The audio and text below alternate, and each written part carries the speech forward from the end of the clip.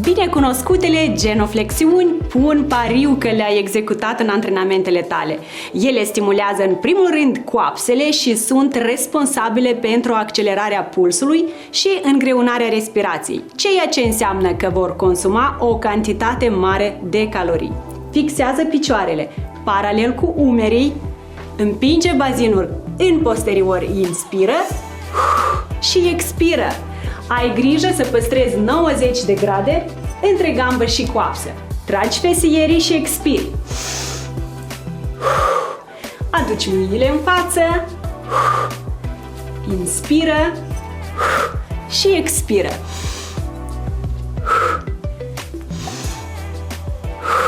Când te așezi, împinge-te în calcaneie. Contractă fesierii.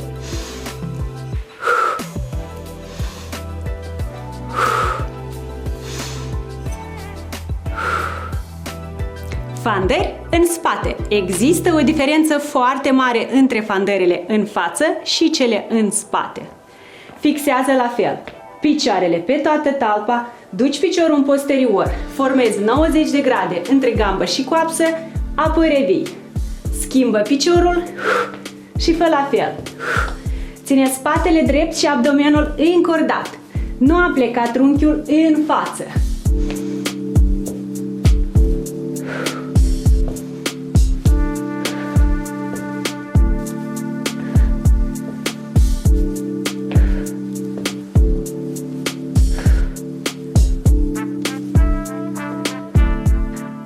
Fanderi laterale. Acesta este probabil exercițiul meu preferat, deoarece lucrează cu precădere gluteul mediu, una dintre grupele musculare care alcătuiesc posteriorul.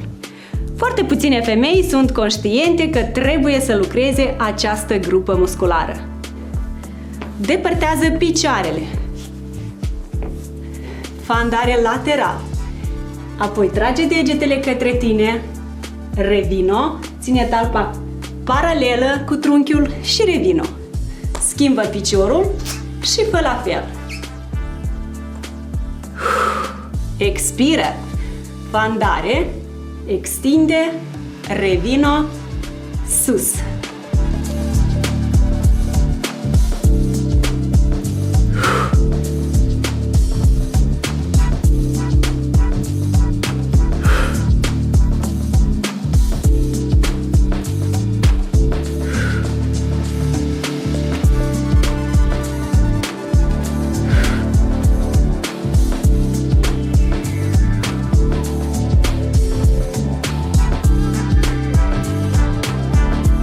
Ridicăm bazinul sus, extindem piciorul, degetele spre sine, sprijin pe umăr, revenim. Încordăm fesierii.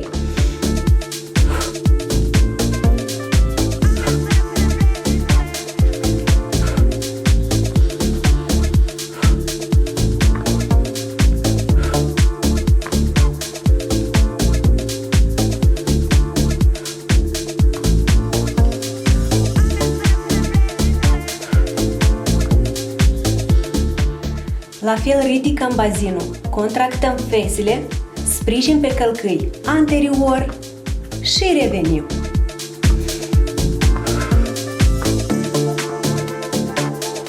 Ținem bazinul fixat, abdomenul încordat și simțim fesierul mare și fesierul mic.